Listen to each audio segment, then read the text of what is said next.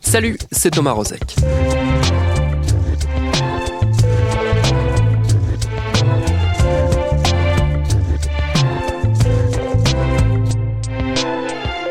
Aujourd'hui, on est dans la même situation que sont un certain nombre de services publics. En premier lieu, on pense bien sûr aux hôpitaux, c'est-à-dire de ne plus avoir la capacité de faire fonctionner nos services. Vous aurez constaté, si vous l'écoutez régulièrement, que dans ce podcast, on aime bien vous raconter comment et par quel chemin les sujets que nous traitons nous arrivent. Celui du jour, il a une histoire très singulière, puisqu'il nous est venu alors qu'on cherchait à en traiter un autre qui n'avait rien à voir. On avait une ébauche de questionnement sur un grand thème de l'époque, la gentrification. Et comme on le fait souvent dans ces cas-là, on s'est tourné vers le monde de la recherche, les universitaires qui sont des habitués ici et chez Binge Audio en général. Et la surprise, on a reçu coup sur coup à peu près la même réponse. Bonjour, je vous remercie pour votre mail, mais étant investi dans la mobilisation en cours, je n'aurai pas du tout le temps de vous répondre. Car oui, parmi les corps sociaux où la lutte contre les projets gouvernementaux sur les retraites, entre autres, dure, voire s'intensifie, l'université est en première ligne. Il faut dire qu'elle fait face à une crise qui dure. Ces dernières années, elle a vu le nombre d'étudiants augmenter et le nombre de postes mis au concours diminuer. Par exemple, chez les maîtres et maîtresses de conférences, moins 40% entre 2012 et 2018. Les 750 signataires de l'appel à la grève publié tout début février l'assurent, ils n'en peuvent plus. Alors on a eu envie d'en savoir plus, de comprendre comment on en est arrivé là, et de se poser aussi cette question. Ça donnerait quoi un espace public où la parole des chercheurs aurait disparu ? Ce sera notre épisode du jour. Bienvenue dans Programme B.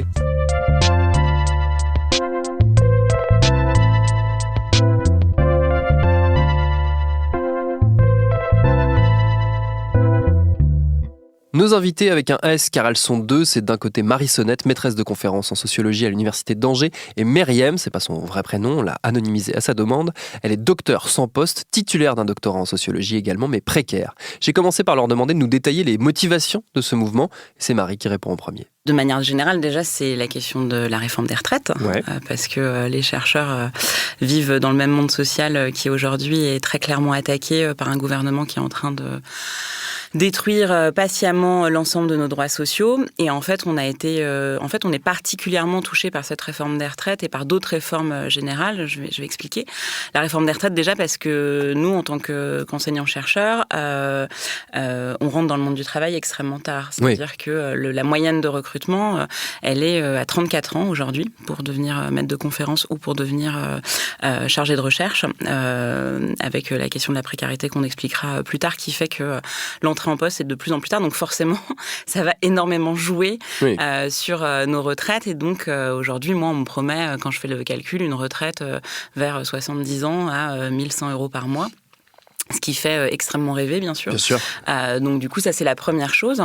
La deuxième chose qui nous fait rentrer dans le mouvement, qui est aussi quelque chose qui touche l'ensemble des chercheurs, c'est la réforme du chômage, qui est extrêmement gravissime justement pour tous ces personnels précaires qui comptent énormément sur le chômage pour arriver à joindre les deux bouts, etc. Et donc là, on va pas rentrer de manière technique, mais globalement, avec cette réforme, ils toucheront que des cacahuètes lorsqu'ils essaieront de joindre les deux bouts de contrat, parce que nous, on a un système officieux, qui est celui de l'intermittence de la recherche, qui fait que, on a un petit contrat, c'est le chômage qui nous permet de joindre les deux bouts et donc de finir ce contrat, de le rédiger, et derrière, pendant qu'on est au chômage, ça nous permet de reprendre un autre contrat, etc.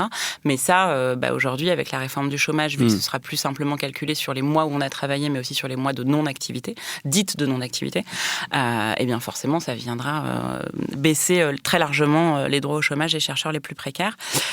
Et enfin, bien sûr, donc j'en arrive aux questions qui nous concernent directement. Ça a été depuis un certain nombre d'années, une destruction en règle du service public de l'enseignement et de la recherche, avec une université ouverte à toutes et tous, notamment cette dernière année avec Parcoursup, donc le fait d'introduire le principe de sélection pour les étudiants, alors qu'on défend un service public de l'enseignement supérieur, c'est-à-dire le fait que n'importe quel étudiant qui a son bac peut rentrer à l'université, étudier la discipline qu'il souhaite et faire lui-même sa propre expérience. La Parcoursup ne permet plus ça, et notamment avec des logiques de discrimination géographique avec les étudiants de banlieue, les lycéens de banlieue qui ne peuvent pas venir sur Paris, ce genre de choses qui sont extrêmement graves pour nous.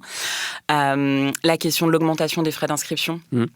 Pour les étudiants étrangers, ce qui est une discrimination d'origine nationale absolument catastrophique pour nous, encore une fois, dans cette optique d'université ouverte à toutes et tous, mais aussi qui préfigure le fait que commence à être discuté le fait que l'université doit être financée par ses usagers, donc finalement plus un service public, c'est-à-dire le service public, il est financé par les impôts, c'est-à-dire que les plus riches payent plus que les plus pauvres et permettent à tout le monde d'aller à l'université. Aujourd'hui, on est en train de nous dire qu'il va y avoir des diplômes qui vont coûter 4 000 €, 5 000 €, et donc d'avoir un système à l'américaine où les étudiants doivent prendre des prêts pour faire des études, sachant que la situation des étudiants est extrêmement préoccupante, et on l'a vu en novembre avec l'immolation d'un étudiant qui nous a tous touchés parce que ça nous rappelle la situation de tous nos étudiants qui subissent une précarité indescriptible, avec des conditions de vie extrêmement difficiles, et là où en plus on est en train de leur dire en plus vous allez devoir payer.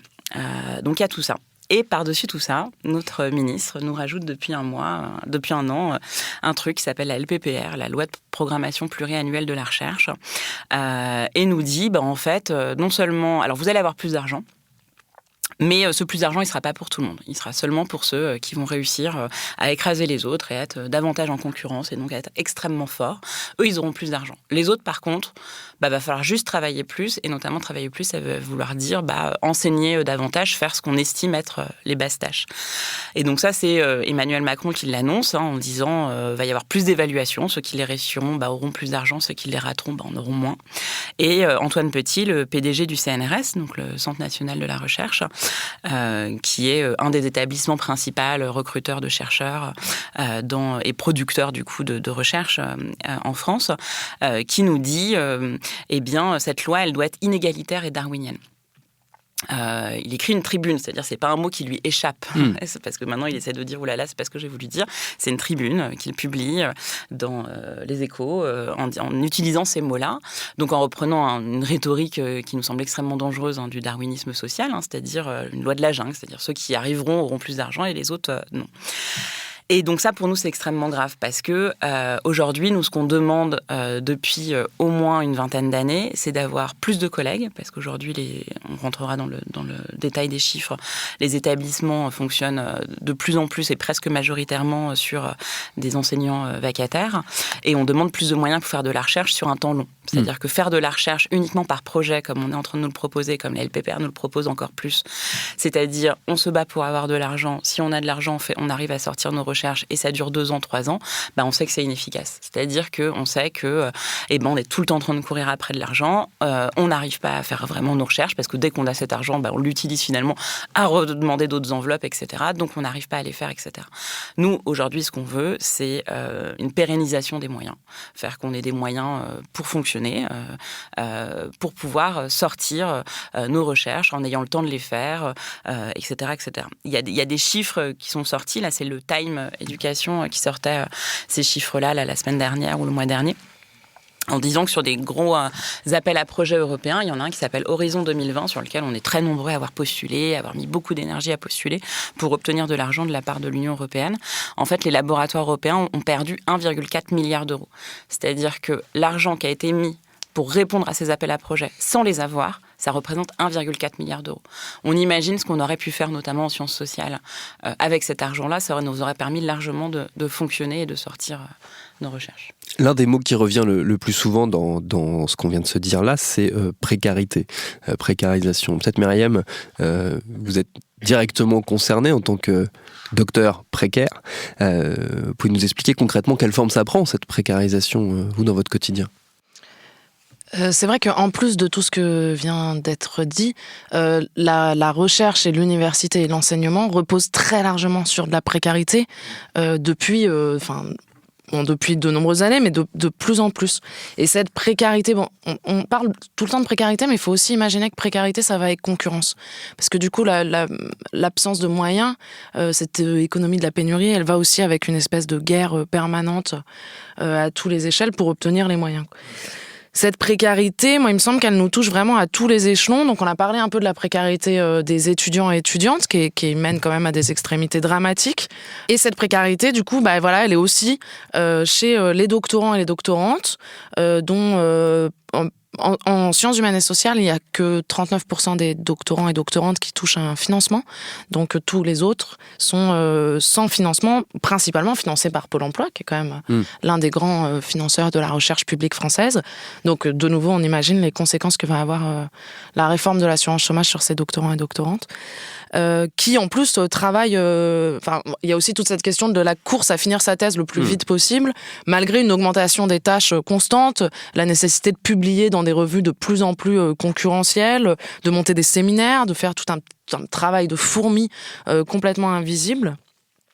Et en plus de ces précaires doctorants et doctorantes, il y a tout un tas de précaires sans poste ou de ce que nous on nomme souvent les docteurs sans poste, parmi lesquels un grand nombre de vacataires de l'enseignement. Alors les vacataires, ils peuvent être à tous les échelles. Ça peut être des doctorants, ça peut être aussi des extérieurs. C'est quand même très largement des docteurs sans poste. Les vacataires de l'enseignement, on est sur une situation qui est complètement folle depuis un moment déjà. En gros, on estime qu'il y a 130 000 vacataires de l'enseignement par an dans nos établissements d'enseignement, dont 17 000 ont au moins la charge d'un mi-temps de MCF, de maître de conférence. Donc ça veut dire qu'il nous manque un nombre de postes incroyable. Ces vacataires de l'enseignement n'ont pas de statut au sein de l'établissement. Ils sont payés plus ou moins à la tâche, légèrement en dessous du SMIC, et ils sont payés en 1 ou 2 fois par an, donc généralement à la fin du semestre, voire 6 mois après la fin du semestre, quand ils et elles sont payés, puisqu'il y a encore énormément de cas où ils ne sont pas payés. Ils n'ont aucune protection sociale, la plupart du temps pas de contrat. Et donc, pour certains, c'est des statuts d'auto-entrepreneurs. Voilà. Moi, dans mon département de sociologie, on estime, donc, il y a 1900 heures qui sont données par des vacataires. Donc, par des vacataires, c'est-à-dire ni par des doctorants contractuels, ni par des ATER, donc qui sont les attachés temporaires d'enseignement et de recherche, ni par des titulaires de la fonction publique. Ça veut dire qu'il nous manque concrètement, sur un département de sociologie, 10 postes de titulaires à temps plein. Et à tout ça s'ajoutent les très nombreuses docteurs sans poste, donc qui n'ont pas de statut, qui ont un doctorat. Pour certains et certaines, ça veut dire aussi plus de visa. Quand ce sont des étudiants étrangers qui ont fait leur thèse en France, il n'y a pas d'autre choix que de repartir, ce qui est quand même complètement absurde quand on pense qu'on les a formés sur un doctorat. Et à ça s'ajoute aussi une précarité dont on parle assez peu, mais qui est quand même hyper importante, c'est la précarité de tout le personnel technique et administratif dans les universités. Donc on estime que 1/4 de ces personnels ne sont pas titulaires et que entre 2008 et 2016, on a perdu quasiment 50% des postes. Donc c'est quand même assez dramatique, en gros à tous les échelons, quoi. Comment est-ce qu'on en est arrivé là ? Alors, j'imagine qu'il n'y a pas une réponse simple, claire et précise là-dessus, que c'est une situation qui s'est aggravée au fil des années, mais est-ce qu'on a une voie, un début de réponse au moins ? Alors tout ça, ça rentre dans les années 90 avec un processus qu'on a appelé le processus de Bologne et qui a commencé à faire rentrer une vision plus libérale de l'université. Avec notamment, alors sous prétexte d'européanisation de l'université, ça a été la première réforme assez forte là-dessus. Ça a été en 2003 avec la réforme du LMD, donc licence, master, doctorat. Donc on a cassé un certain nombre de nos diplômes, notamment on avait 2 diplômes intermédiaires qui étaient le DUG et la maîtrise, qui permettaient notamment aux étudiants finalement de en 2 ans, puis de pas forcément devoir faire 3 ans direct, puis ensuite 2 ans direct pour valider des diplômes, mais d'avoir des diplômes intermédiaires qui là ont été cassés.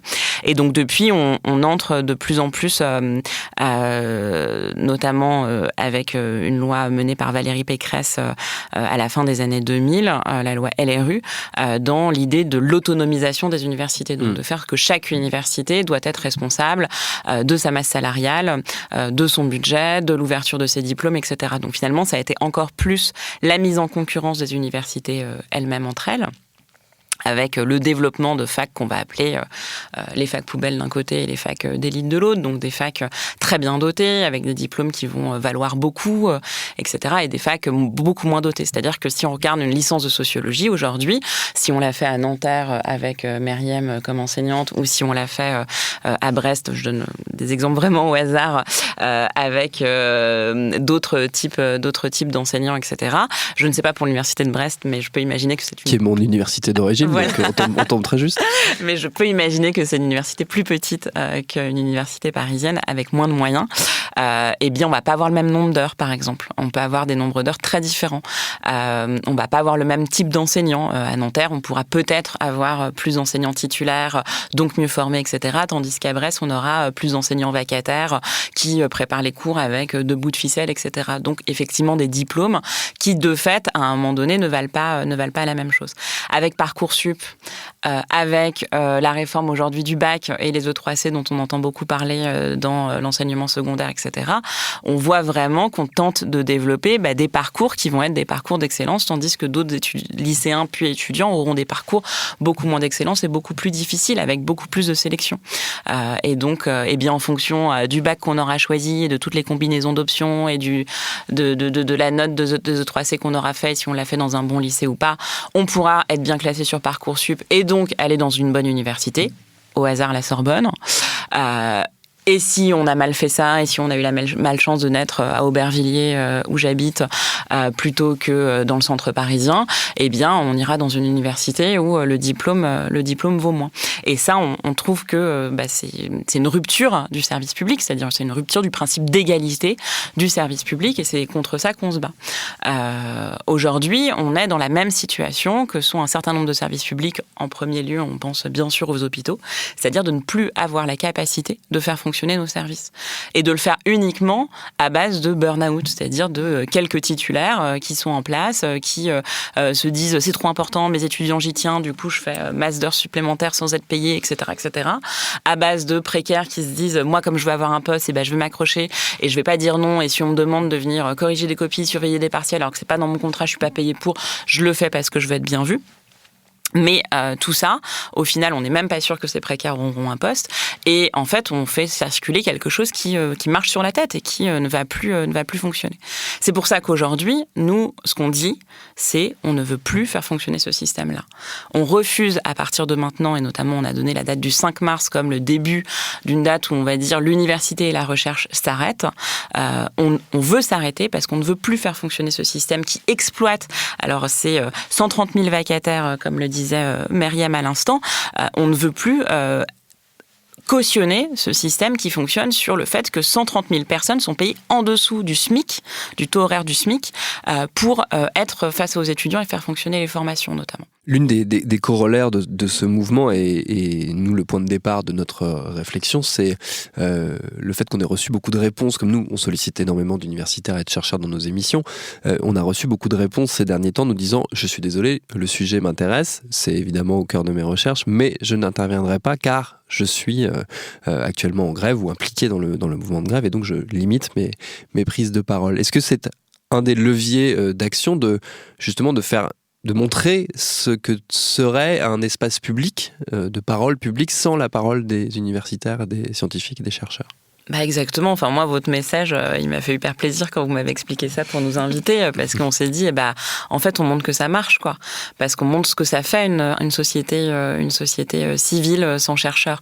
C'est-à-dire sans chercheurs pour venir parler et vulgariser leurs recherches, expliquer comment le monde fonctionne, ou en tout cas participer à la compréhension du monde et de ses logiques sociales, etc.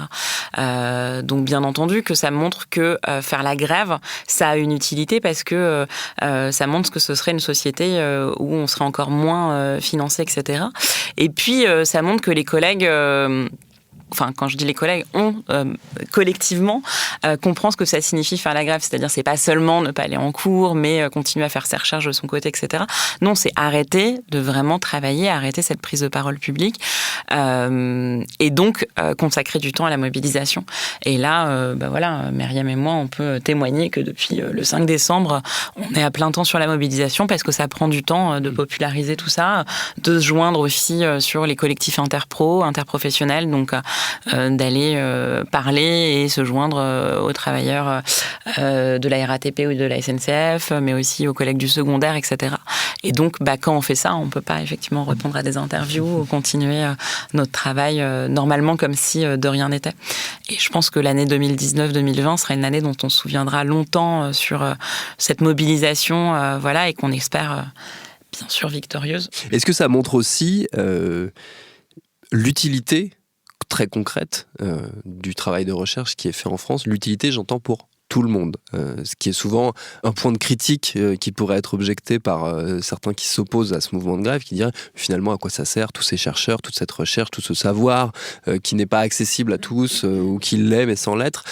Ça montre aussi la disparition de l'espace public, le fait de ne pas prendre la parole et de ne pas venir, comme vous disiez, expliquer le monde, aider à mieux comprendre le monde. Ça montre aussi ça montre qu'en fait ce savoir il est utile à tous. Je pense que si on en arrivait aussi, comme un peu les revues de sciences humaines et sociales l'ont initié, à arrêter de produire tout simplement de la connaissance et à arrêter de produire cette connaissance qui quand même reste accessible, il me semble, à une grande partie de la population, dans les bibliothèques, sur les portails internet, etc.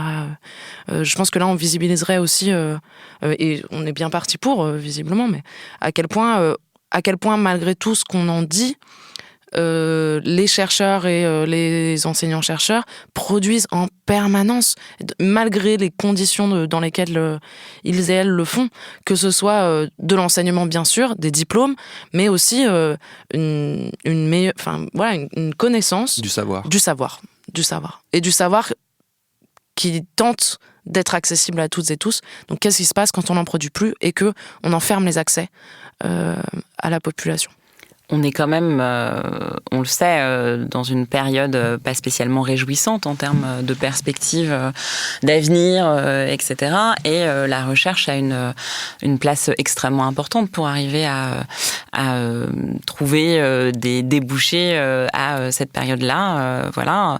Et donc, que ce soit sur des questionnements qui peuvent paraître primordiaux, etc., comme le changement climatique, bien sûr la recherche médicale, etc., mais aussi, faut pas mettre de côté les sciences humaines et sociales qui permettent, plus d'esprit critique, d'ouverture sur le monde, de compréhension de ces logiques de domination et d'inégalité. Et nous, on estime que notre rôle social, il est extrêmement important et qu'un monde sans recherche et sans chercheurs qui enseignent aux étudiants les conclusions de la recherche la plus en pointe, c'est-à-dire vraiment, ce serait catastrophique. Et je pense que ici, vous êtes bien placé pour le savoir, quand on sait à quel point aujourd'hui les podcasts et ces nouveaux médias s'appuyant à l'ère du numérique, etc., valorisent et vulgarisent le compte-rendu de ces recherches. On voit à quel point il y a un écho pour ça, parce que sinon on n'existerait pas mutuellement ici,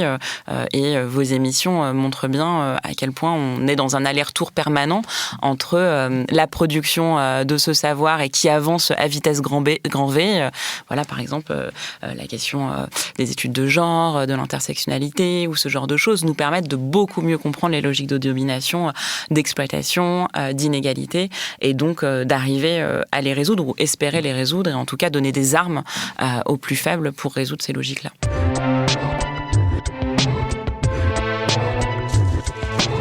Et pour ce qui est des précaires spécifiquement, sachez que le 11 février est prévue une journée nationale de grève des précaires de l'enseignement supérieur et de la recherche, et que par ailleurs, le mouvement de lutte des facs et des labos a un site internet universitéouverte.org. Merci à Marie Sonnette et à Myriam pour leurs réponses. Programme B, c'est un podcast de Binge Audio préparé par Lauren Bess, réalisé par Quentin Bresson. Abonnez-vous sur votre appli de podcast préféré pour ne manquer aucun de nos épisodes, Facebook et Twitter pour nous parler, et à demain pour un nouvel épisode.